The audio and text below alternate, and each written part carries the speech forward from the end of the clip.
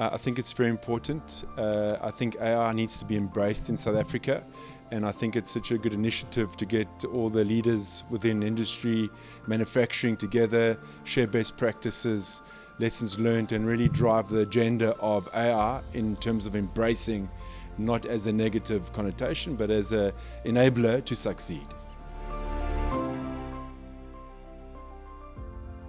My views are it's taken off. A lot of companies are embracing it, especially in Port Elizabeth area. A lot of companies embracing it, and in the chatter within the sector, good feedback from companies in terms of the improvement of their operations and businesses. So it's been an absolute positive.